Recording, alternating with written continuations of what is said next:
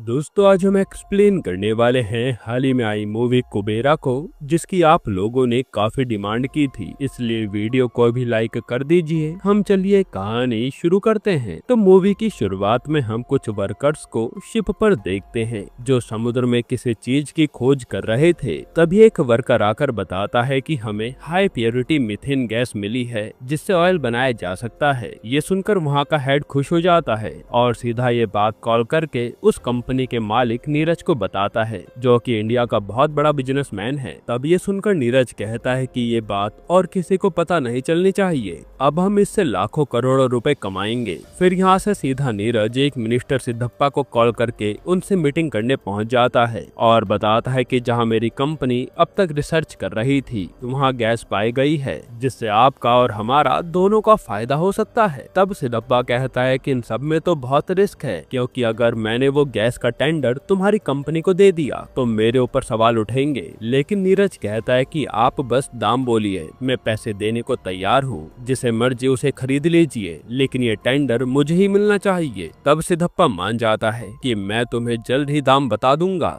इसके बाद नीरज सबसे पहले उसी शिप पर हमला कराकर वहाँ के सारे वर्कर्स को मार डालता है जिन्होंने उस गैस की खोज की थी, ताकि ये बात कहीं और न फैले। फिर अगले दिन नीरज दोबारा सिद्धप्पा से मिलता है कि बताओ अब टेंडर के लिए क्या करना होगा। तो सिद्धप्पा कहता है कि आप हमें 1 लाख करोड़ का इंतजाम करके दे दीजिए, जिसमें 50,000 ब्लैक मनी चलेगा और 50,000 व्हाइट, तभी आपको वो टेंडर मिल सकता है। जो सुनकर नीरज मान जाता है क्योंकि ये डील अरबों की थी। लेकिन यहाँ ये सवाल था कि नीरज अब कैसे इतने सारे रुपए को व्हाइट मनी में ट्रांसफर करेगा, क्योंकि ब्लैक मनी में पैसे भिजवाना काफी आसान था। इसी चीज को लेकर जब वो परेशान होता है तब उसके पापा उससे कहते हैं कि मैं एक सीबीआई ऑफिसर दीपक को जानता हूँ, उसने एक बार रेड में हमारी कंपनी के 100 करोड़ रुपए पकड़े थे और वो बहुत ही ईमानदार है, लेकिन अगर हमने उसे अपनी साइड कर लिया ना तो उसके दिमाग से हम ब्लैक मनी को वाइड कर सकते हैं और इस समय वो एक जुर्म की सजा काट रहा है। तब ये सुनकर नीरज तुरंत जेलर को फोन करके दीपक के साथ अपनी मीटिंग फिक्स करता है और वो उसे ऑफर देता है कि मैं आपकी सजा खत्म करवा सकता हूँ, बस बदले में आपको मेरे साथ थोड़ा 2 नंबर का काम करना होगा। लेकिन ये सुनते दीपक साफ मना कर देता है कि मैं अपने देश के साथ कोई धोखा नहीं करूंगा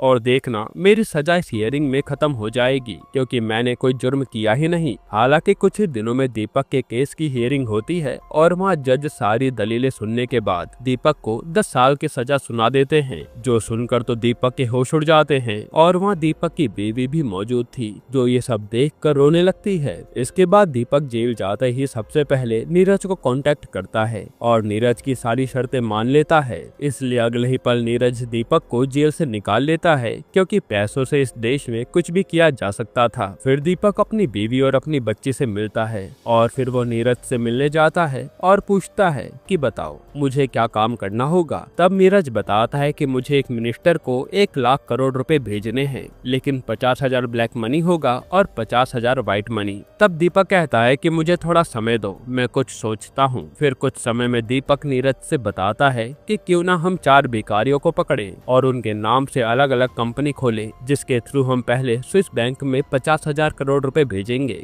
और फिर वहाँ से व्हाइट मनी करके उस मिनिस्टर तक पहुँचा देंगे। तब ये आइडिया नीरज को काफी पसंद आता है और वो 4 ईमानदार भिखारियों को ढूंढ के लाने का काम दीपक को दे देता है। इस काम में नीरज का आदमी पटेल भी दीपक के साथ मौजूद था। इधर हम एक भिखारी को देखते हैं जिसका नाम देवा होता है। उसकी जिंदगी बस भीख मांग कर कट रही होती है और एक दिन जब देवा घाट किनारे बैठा होता है तो कुछ लोग आकर वहाँ सारे भिखारी से कहते हैं कि हम तुम्हें अच्छी नौकरी, खाने रहने की सब जगह देंगे, अगर हमारे साथ चलोगे तो बात बन सकती है। तब देवा ये सुनकर उन लोगों के साथ चल देता है और ये दीपक के ही आदमी थे। असल में इन लोगों ने 3 भिखारियों को जमा कर लिया था और चौथा भिखारी देवा ही था। फिर हम बाकी के 3 भिखारी से मिलते हैं, खेलू, दिप्या और खुशबू, जो कि प्रेग्नेंट थी। यहाँ देवा इन तीनों से मिलता है और खुश हो जाता है कि चलो उसके जैसे कुछ लोग तो यहाँ पर हैं। फिर वहाँ दीपक आता है जो इन लोगों से काफी अच्छे से बात करता है और यहाँ देवा को कहीं ना कहीं लगने लगा था कि दीपक इन लोगों के भले के लिए काम कर रहा है, इसलिए दीपक जो भी कह रहा था देवा वो सब बड़े ध्यान से सुन रहा था। यहाँ हमें ये भी पता चलता है कि देवा की याददाश्त काफी तेज है। भले ही वो पढ़ा लिखा नहीं है, लेकिन कोई भी चीज उसे याद हो जाए तो वो कभी भूलता नहीं। खैर फिर यहाँ दीपक इन चारों लोगों को अमीरों के स्टाइल में कैसे रहना है ये सब सिखाना शुरू कर देता है, क्योंकि आगे इन्हीं के नाम से दीपक कंपनी खोलेगा और पैसे स्विस बैंक के जरिए इंडिया में व्हाइट मनी बनाकर लाएगा। जिसके बाद इन लोगों की ट्रेनिंग शुरू हो जाती है और कुछ ही दिनों में ये लोग प्रॉपर बिजनेसमैन लगने लगे थे। फिर इनके नाम से कंपनी भी खुलवा दी जाती है और अब हर भिखारी के अकाउंट में 10,000 करोड़ रुपए डलवा दिए गए थे। इसी दौरान 50,000 करोड़ रुपए जो ब्लैक मनी में देने थे वो कार में भर भर कर दीपक मिनिस्टर तक पहुंचा देता है। साथ ही एक बार दीपक इन सारे लोगों को नीरज से भी मिलवाता है, लेकिन ये बात नीरज को पसंद नहीं आती, क्योंकि उसका कहना था कि मेरे बारे में किसी को भी पता नहीं चलना चाहिए। और असल में उसका प्लान था कि एक बार पैसे मिनिस्टर तक पहुंच जाए तो हम इन सारे भिखारियों को मरवा देंगे ताकि कोई भी सबूत ना बचे। इसके बाद जब इन लोगों के नाम से स्विस बैंक में अकाउंट खुल जाता है तो अब बारी थी ये सारा पैसा मिनिस्टर के पास पहुंचाने की। तब सबसे पहले दीपक खेलू के अकाउंट से उसके बायोमेट्रिक के जरिए 10,000 करोड़ रुपए मिनिस्टर के अकाउंट में पहुंचा देता है। यानी दीपक धीरे धीरे सारा पैसा पहुंचाने वाला था। फिर यहाँ से नीरज का आदमी रोबो खेलू को अपने साथ लेकर जाता है और वो उसे शिप पर ले जाकर जान से मार डालता है, जैसा कि नीरज ने कहा था। हालांकि इस बात की खबर दीपक को नहीं थी। वही देवा और बाकी के लोग खेलू का इंतजार कर रहे थे, लेकिन खेलू नहीं आता। तब देवा दीपक को फोन करके पूछता है कि खेलू तो आप लोगों के साथ गया था ना, वो अभी तक घर क्यों नहीं आया। ये सुनकर दीपक के होश उड़ जाते हैं और वो खेलू के बारे में पूछने सीधा नीरज के पास आता है कि तुम लोगों ने खेलू के साथ क्या किया। तो नीरज कहता है कि वो तो मारा गया, क्योंकि मैं कोई सबूत नहीं छोड़ सकता। जो सुनकर दीपक मना कर देता है कि मैं ये काम नहीं करूंगा, लेकिन नीरज कहता है कि अगर ऐसा है तो तुम्हें वापस जेल जाना होगा और अपने बेबी बच्ची के बारे में सोच लो, बिना बाप के उनका क्या हाल होगा। जो सुनकर दीपक शांत हो जाता है कि ठीक है, जैसा कहोगे मैं कर दूंगा। हालांकि दीपक का आगे कुछ भी करने का मन नहीं था। इसके बाद कुछ ही दिनों में दिव्या के अकाउंट से भी ये लोग पैसे ट्रांसफर कर देते हैं और फिर यहाँ से रोबो दिव्या को ले जाकर जान से मार डालता है। अब ये सब देखकर देवा भी हैरान था कि यहाँ से जाने वाला इंसान लौट कर नहीं आता, पर वो ये बात शेयर करता भी तो किससे। हालांकि इस दौरान देवा की दोस्ती खुशबू से हो गई थी। फिर एक रात रोबो जो इन भिखारियों पर नजर रखता था वो ज्यादा ड्रिंक कर लेता है और इसी कारण वो खुशबू के साथ जबरदस्ती करने की कोशिश भी करता है। तब देवा आकर खुशबू को बचाता है और रोबो को दूर फेंक कर मारता है। फिर वो खुशबू के साथ वही वॉशरूम में छुप जाता है। खैर फिर अगले दिन जब दीपक देवा को लेने आता है तो जाकर देवा वो दरवाजा खोलता है, क्योंकि देवा दीपक को ही अच्छा इंसान मानता था और दीपक के कहे अनुसार देवा उसके साथ ऑफिस के लिए निकल जाता है, क्योंकि अब दीपक देवा के अकाउंट से 10,000 करोड़ रुपए ट्रांसफर कराने वाला था। लेकिन उससे पहले इन्हें एक रजिस्ट्रार को देवा की कंपनी से पैसे खिलाने थे, जिसने देवा की कंपनी खोलने में मदद की थी। इसलिए देवा खुद वहाँ मालिक बनकर रजिस्ट्रार के दूसरे फ्लैट पर जाता है और उसे काफी सारे पैसे देता है, जैसा कि दीपक ने करने को कहा था। इसके बाद देवा यहाँ से सीधा दीपक के पास आता है और सबसे पहले बताता है कि उस रोबो ने खुशबू की इज्जत पर हाथ डाला था। जो सुनकर दीपक को गुस्सा तो बहुत आता है,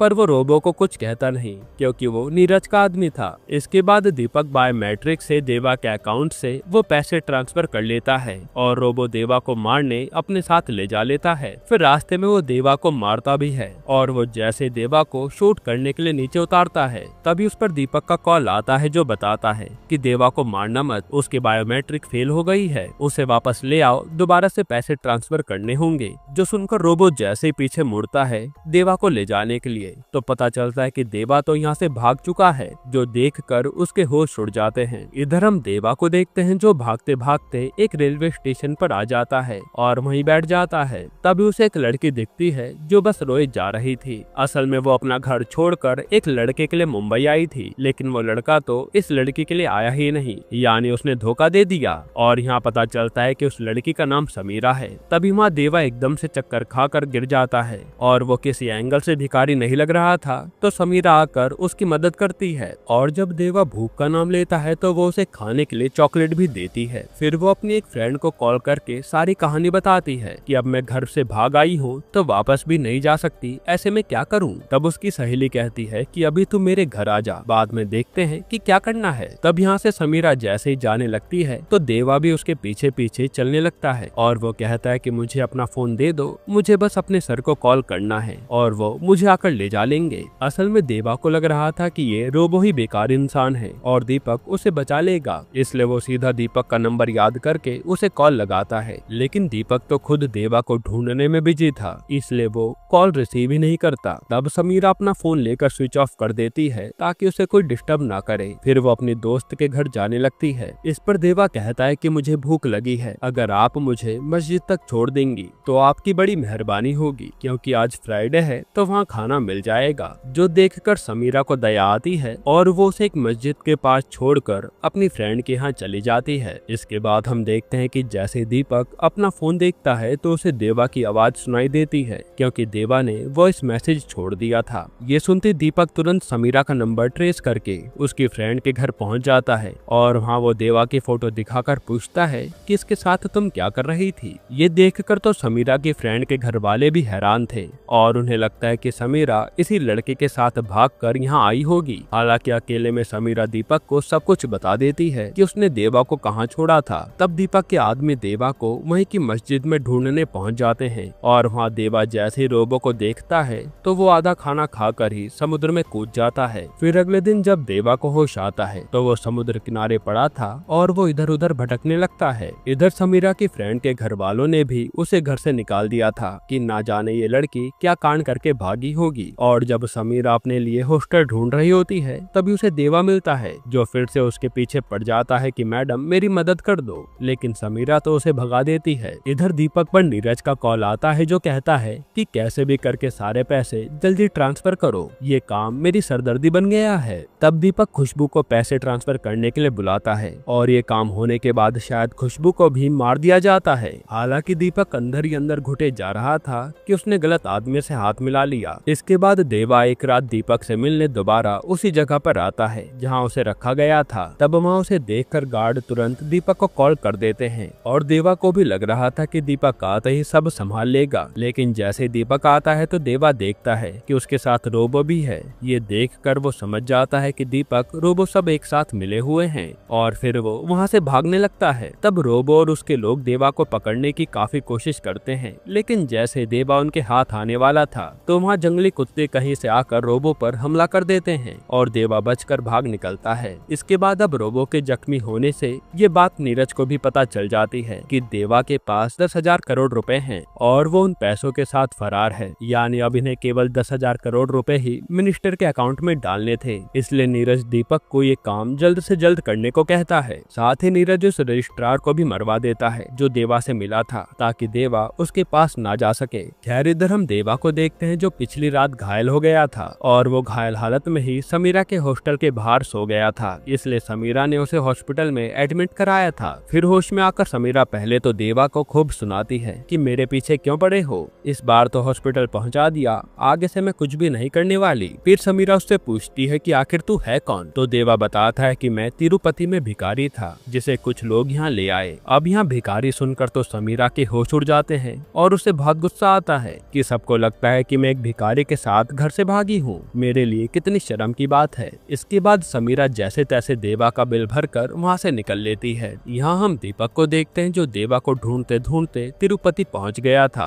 और वहाँ उसे पता चलता है कि देवा बचपन से अनाथ था, तो उसे एक जल्लाद ने खरीद लिया जो उन लोगों से भीख मंगवाता था। इसलिए देवा दिमागदार होने के बावजूद भिखारी बन गया और देवा की खास बात यह है कि अगर उसकी कोई मदद कर दे तो वो उसके आसपास ही भटकता रहता है। ये सुनकर दीपक समीरा को दोबारा से कॉल लगाता है कि देवा तुम्हारे पास आया था क्या। तब समीरा को लगता है कि ये आदमी एक भिखारी के पीछे क्यों पड़ा है, जरूर दाल में कुछ काला है, इसलिए वो दीपक से झूठ कह देती है कि नहीं मैंने देवा को नहीं देखा। हालांकि थोड़ी देर में देवा खुद समीरा से मिलने आता है और उसे थैंक यू कहता है क्योंकि उसने उसे हॉस्पिटल पहुंचाया था। फिर समीरा देवा से पूछती है कि दीपक तेरे पीछे क्यों पड़ा है, लेकिन देवा को तो कुछ भी पता नहीं था और वो कहता है कि वैसे मेरे पास एक आदमी का कार्ड है, एक रजिस्ट्रार का, उसने मुझे एक साइन करने के बाद ये कार्ड दिया था। तब उस कार्ड पर लिखे एड्रेस को समीरा गूगल पर डालती है और फिर देवा को बता देती है कि इस पते पर जाओ, शायद तुम्हें कुछ पता चल जाए। तब देवा यहाँ से सीधा उस पते पर पहुँच जाता है, लेकिन पता चलता है कि वो रजिस्ट्रार तो अब इस दुनिया में नहीं है। ये देखकर देवा के दिमाग में ना जाने क्या आता है और वो सीधा थाने पहुँच जाता है उस रजिस्ट्रार की मिसिंग कंप्लेन लिखाने के लिए। साथ ही वो पुलिस वाले से कहता है कि मुझे कुछ लोग उस आदमी के पास लाए थे और साइन करवा कर मुझे कहीं और ले गए और मैं तो बस एक भिखारी हूँ। ये सुनकर उस पुलिस वाले अशोक को काफी गुस्सा आता है और वो देवा को पीट कर जेल में डाल देता है कि ये भिखारी हमारा पागल बना रहा है।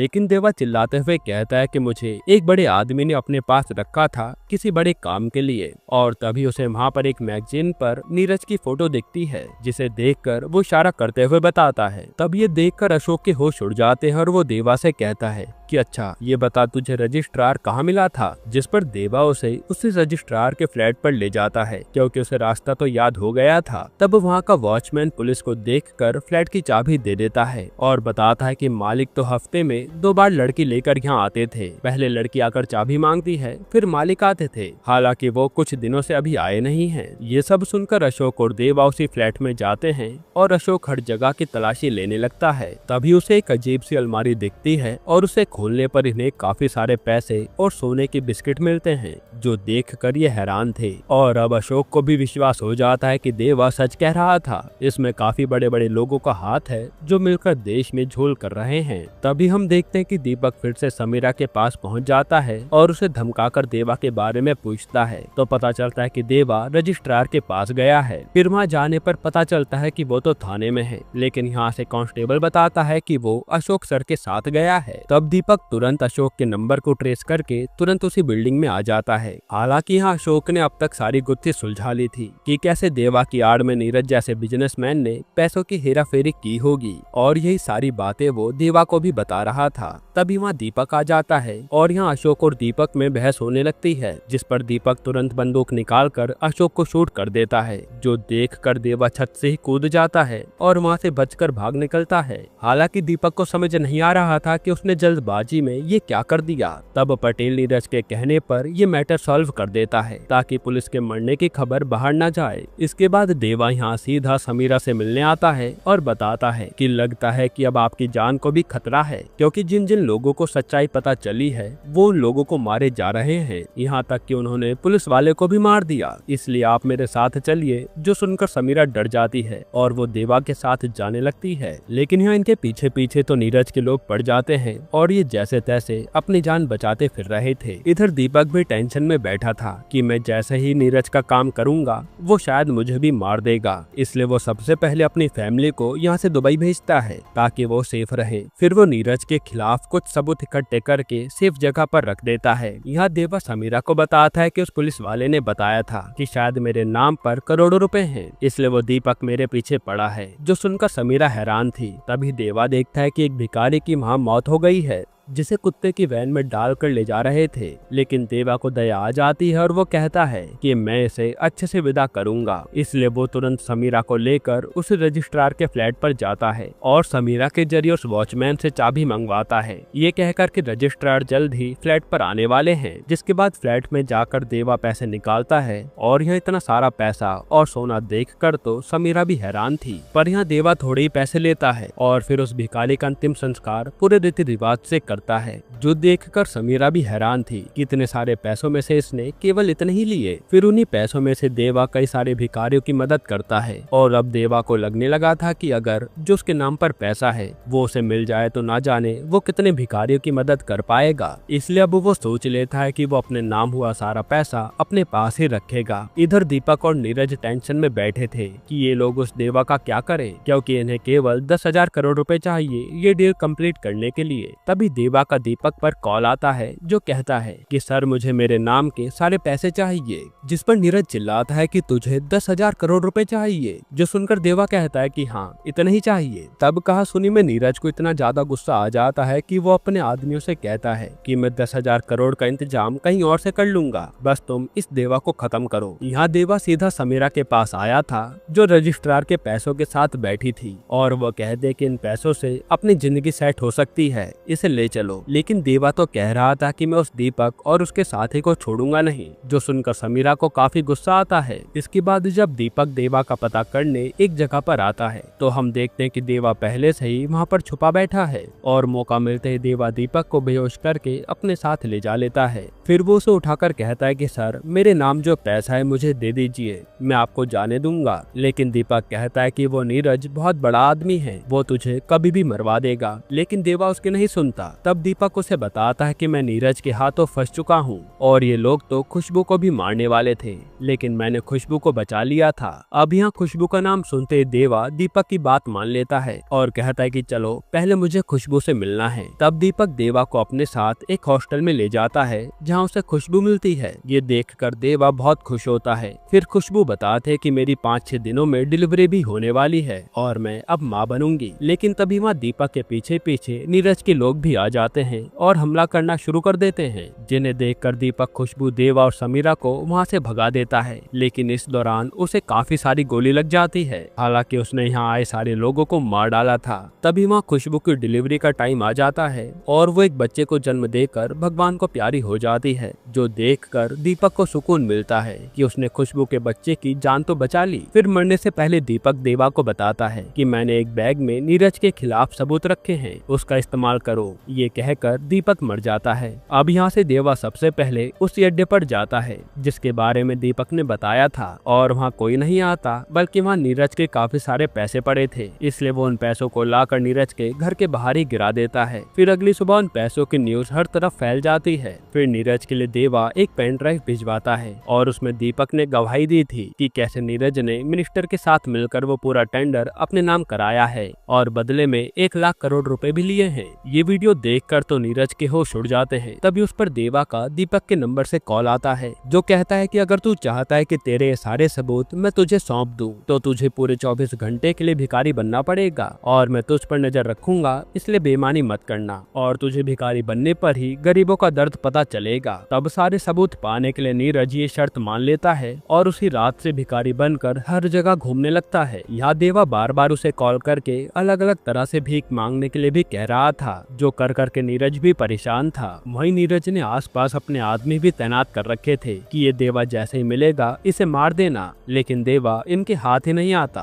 फिर मौका मिलते देवा नीरज को उठा लेता है और कूड़े के ढेर में लाकर कहता है कि तूने एक भी अच्छा काम नहीं किया। तब नीरज कहता है कि मुझे अच्छा काम करना भी नहीं है, मुझे बस वो पेन ड्राइव दे दे, मैं यहाँ से चला जाऊंगा और बदले में तुझे जो चाहिए बता, मैं देने को तैयार हूँ। इस पर देवा कहता है कि खुशबू को लौटा दे जिसे तेरे आदमियों ने मार डाला। ये सुनकर नीरज देवा को मारने लगता है कि पेन ड्राइव दे दे। अब यहाँ हाथापाई में देवा नीरज के गले में एक चाकू मार देता है, जिससे नीरज की यही मौत हो जाती है। और समीरा ये देखकर कहती है कि ऐसे राक्षस का मरना तो तय ही था। जिसके बाद देवा और समीरा खुशबू की बच्ची के साथ वहाँ से चले जाते हैं और ये मूवी यहीं पर खत्म होती है। यानी अब देवा के पास पूरे 10,000 करोड़ रुपए थे, बस अब उसे ये सोचना है कि वो इतने सारे पैसे निकालेगा कैसे। दोस्तों, आपको ये मूवी कैसी लगी हमें कमेंट में जरूर बताइएगा। और अगर आपको मैं छोटा सा रिव्यू दूं तो ये मूवी बहुत ही अमेजिंग है, जो आपको थोड़ी भी देर बोर नहीं होने देती। और धनुष ने इस मूवी में जो परफॉर्मेंस दी है उसकी जितनी तारीफ की जाए उतनी कम है। बाकी आपकी इस मूवी को लेकर क्या राय है कमेंट में बताना। और अगर आपको हाल ही में एक कमाल की मूवी देखनी है तो आप ये वीडियो देख लीजिए।